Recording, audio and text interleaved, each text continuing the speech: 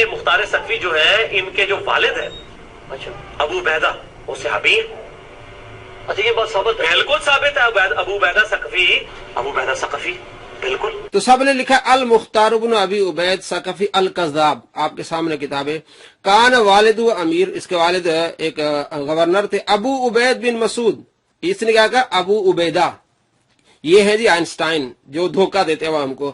ابو عبید بن مسعود بن عمر بن عمیر بن عوف بن عقدہ بن انزہ بن عوف بن ثقیف قد اسلم فی حیات النبی صلی اللہ علیہ وسلم، کہ یہ جو ابو عبید تھا، ٹھیک ہے، مختار ثقفی کا باب، سرکار دو عالم صلی اللہ تعالی علیہ وآلہ وسلم کے زمانے میں وہ اسلام لایا. ولم نعلم لہ صحبتا، مجھے نہیں معلوم کہ وہ صحابی بھی تھا، کہ میں نے پوری تحقیق کی ہے کہ وہ صحابی نہیں تھا، میرے علم میں نہیں کہ وہ صحابی تھا. اب آگے دیکھیے اسی بارے میں البدایہ والنہایہ. البدایہ والنہایہ میں امام ابن کثیر کہتے ہیں وحاظی ترجمۃ المختار بن ابی عبید الکذاب، مختار بن ابی عبید کذاب، جھوٹا.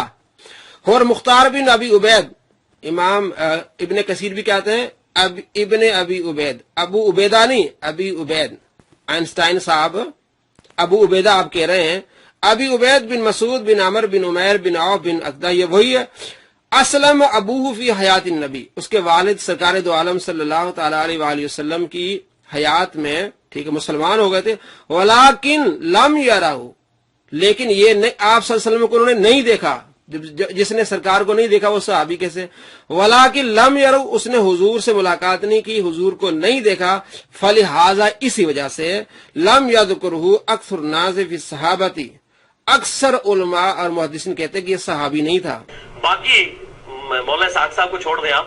ابن کثیر نے بھی تعریف کی ہے قاتل حسین کے کو قتل کرنے پر ابو عبیدہ اس کی مختار ثقفی کی، اور کہا کہ اس نے مسلمانوں کے دل ٹھنڈے کیے. ابن کثیر نے کہا؟ بالکل ابن کثیر نے لکھا. البدایہ والنہایہ. البدایہ والنہایہ میں امام ابن کثیر کہتے ہیں وحاظی ترجمۃ المختار بن ابی عبید الکذاب، مختار بن ابی عبید کذاب، جھوٹا. ٹھیک ہے، اب اس کے بارے میں لکھتے ہیں اور اس نے کیا کہا. اب دیکھیے، کہتا ہے کہ ابن کثیر نے بھی اس کی تعریفیں کی ہے. کمال ہے، وہ کہتے ہیں جھوٹا ہے. تو جھوٹا کہنا کسی کی تعریف ہوتی ہے؟ ذرا یہ بھی سنیے تھوڑا سا. صاحب کو چھوڑ دیں آپ. ابن کثیر نے بھی تعریف کی ہے قاتل حسین کے کو قتل کرنے پر ابو عبیدہ اس کی. دوستو، آپ نے دیکھا کسی کو جھوٹا کہنا یہ تعریف ہوتی ہے؟ کہتے ہیں المختار بن ابی عبید کذاب، جھوٹا. واہ جی واہ، مرزا صاحب آپ کیا کیسی مطلب فلاسفی جھاڑ رہے ہیں کہ ابن کثیر کہہ رہے ہیں وہ جھوٹا ہے، آپ کہہ رہے ہیں کہ ابن کثیر نے اس کی تعریف بیان کی ہے. یعنی جھوٹا کہنا کسی کو یہ تعریف بیان کرنا ہے آپ کی نزدیک. اس سلسلے میں ایک بہت بڑا جھوٹ جو ہے وہ گڑا ہے مرزا نے اپنی طرف سے، جس کا حقیقت کے ساتھ دور دور کا کوئی تعلق نہیں. کسی دنیا کی کسی کتاب میں سند صحیح کے ساتھ وہ ایسی بات موجود نہیں جو مرزا نے جھوٹی بات کی ہے. وہ کہتے ہیں جی اگر امام اعظم کہنا ہے نا تو امام مالک کو کہو، کیونکہ امام مالک جو ہیں امام ابو حنیفہ سے فقہ میں بھی اور حدیث میں بھی بڑے امام تھے، بلکہ امام ابو حنیفہ تو امام مالک کے شاگردوں کے شاگرد ہیں. اچھا وہ کس طرح؟ وہ اس طرح کہ امام ابو حنیفہ رحمۃ اللہ علیہ کے پاس امام محمد بن حسن شیبانی آتے تھے جو کہ امام مالک کے شاگرد ہیں، حالانکہ وہ امام ابو حنیفہ کے بڑے چہتے شاگرد ہیں. کہتے ہیں جی وہ امام مالک سے احادیث سن کے آتے تھے امام محمد، اور وہ امام ابو حنیفہ کے پاس آتے تو امام ابو حنیفہ ان سے کہتے کہ جو امام مالک سے حدیثیں سنی ہیں مجھے بھی سناؤ، تو پھر ان سے وہ احادیث لکھ لیا کرتے تھے. تو اس اعتبار سے امام ابو حنیفہ امام مالک کے شاگردوں کے شاگرد بنے. ویسے تو ہم امام مالک کو بھی ان سے بڑا امام سمجھتے ہیں، کیونکہ امام مالک حدیث کے بھی امام تھے، فقہ کے بھی امام تھے.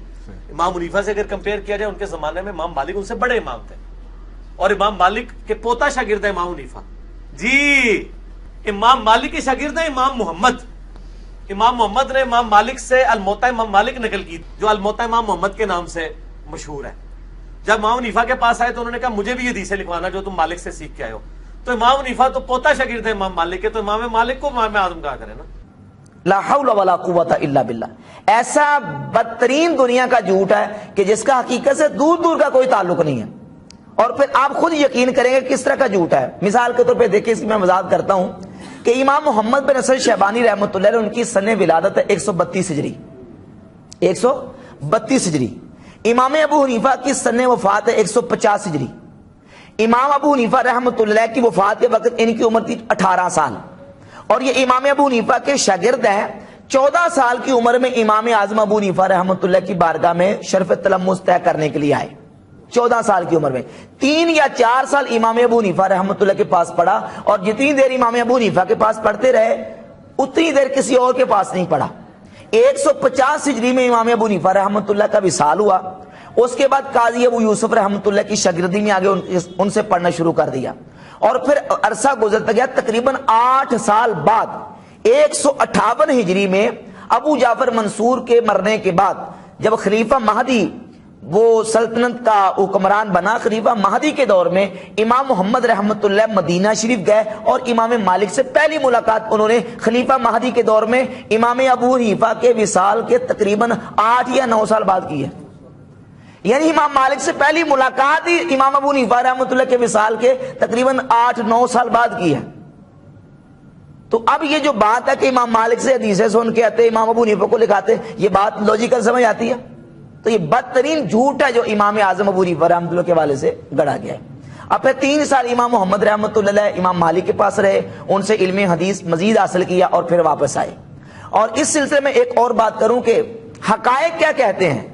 یہ جو کہتے ہیں امام ابو حنیفہ امام مالک کے شاگردوں کے شاگرد تھے، حالانکہ حقیقت یہ ہے کہ امام مالک رحمۃ اللہ علیہ خود امام ابو حنیفہ رحمۃ اللہ کی کتابوں سے استفادہ کرتے تھے۔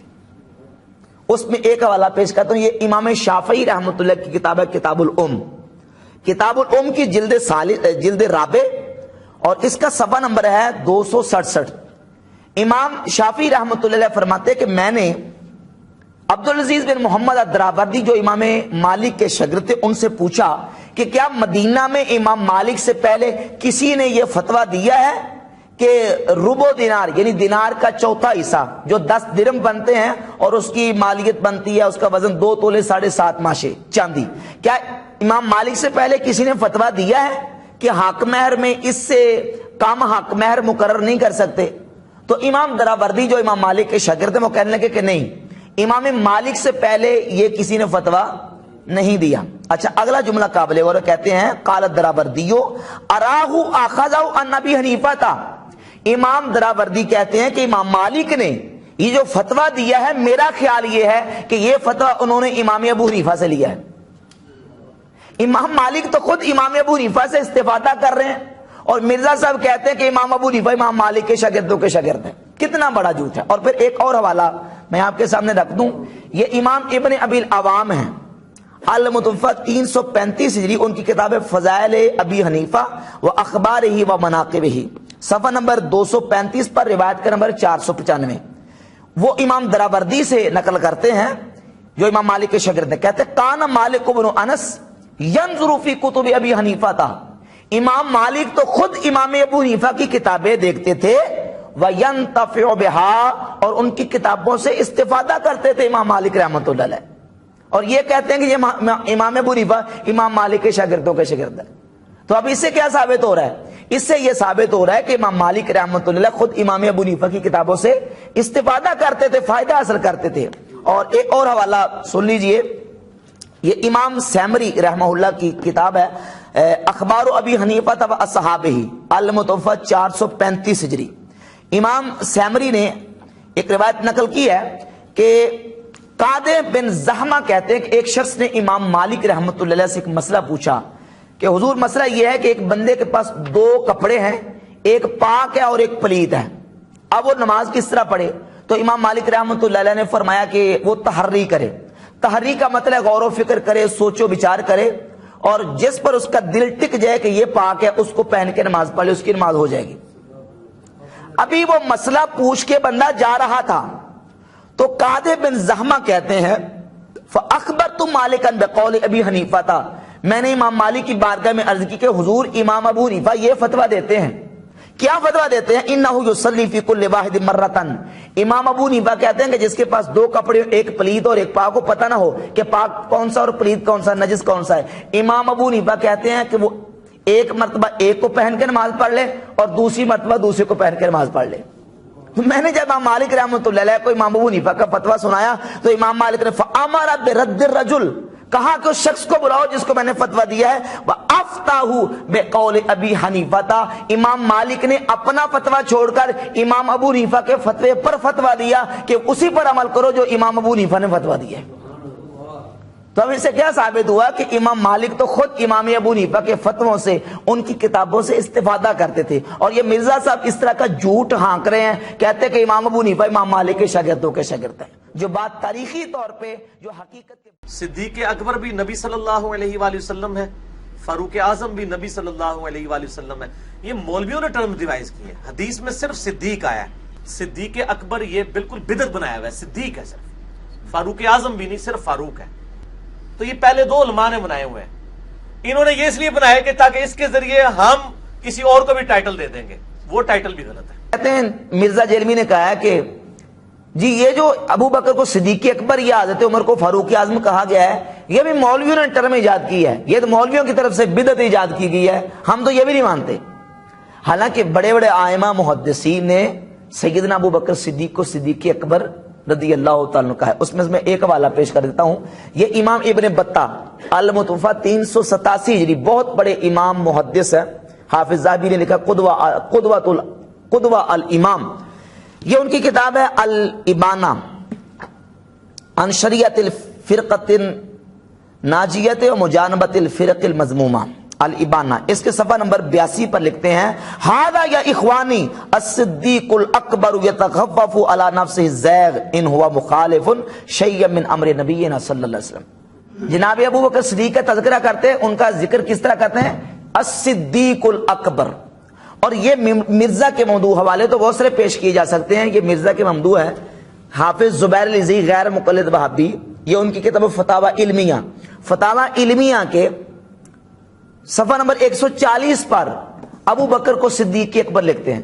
مرزا صاحب کہتے ہیں سیدنا ابو بکر کو صدیق اکبر کا نام بدعت ہے. تو اس بدعت کے مرتکب مرزا کے اپنے ممدوح زبیر العزی صاحب بھی ہیں، اور اس بدعت کے مرتکب امام ابن بطہ بھی ہیں. اور حضور سیدنا امام اعظم کو امام اعظم کہنے پر اس نعوذ باللہ بدعت کے مرتکب تمہارے عقیدے کے مطابق شیخ عبد القادر جیلانی بھی ہیں، حافظ ذہبی بھی ہیں، اور امام ابن اسیر جزری بھی ہوئے. تو یہ بدعت نہیں ہے، بلکہ یہ اسلاف امت کا طریقہ ہے کہ وہ امام ابو حنیفہ کو امام اعظم کہتے ہیں. اور یہی مسئلہ ہوا تھا اشرف سیالوی صاحب کے ساتھ. وہ بھی بریلویوں کے مناظر تھے. آپ کو پتا ہے حق نواز جنگوی کو انہوں نے مناظرہ ہرایا تھا اور ریٹن میں اس نے اپنی شکست تسلیم کی تھی. ورنہ یہ حق نواز جنگوی صاحب نے جو ایک اینٹی اسٹیٹ ایک جماعت لانچ کی تھی نا اسلحے کی بنیاد پہ شیعہ کے خلاف، یہ بیسیکلی بریلویوں کے خلاف لانچ ہوئی تھی. لیکن بریلویوں نے ادھر ان کو دبوچ دیا گستاخانہ عبارتوں میں. مناظرہ ہوا.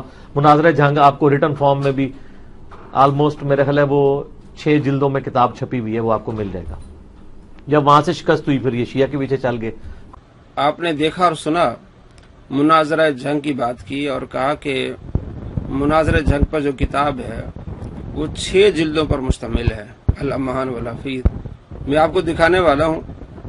اس لیے میں کہتا ہوں کہ اس صدی کا سب سے بڑا جھوٹا ہے. اس طرح تسلی سے جھوٹ بولتا ہے کہ سننے والے کو یقین آ جائے. یہ آپ کے سامنے کتاب ہے مناظرہ جنگ. ایک ہی جلد ہے، کوئی 6 جلد نہیں ہے. چھوٹی سی کتاب ہے، 285 صفحات پر یہ مشتمل کتاب ہے. جس بھائی کو چاہیے وہ مجھ سے لے سکتا ہے اس نمبر پر. یہ PDF میں اس کو بھیج دوں گا. اس کی کوئی 6 جلدیں نہیں ہیں، اس کو پتہ ہی نہیں ہے.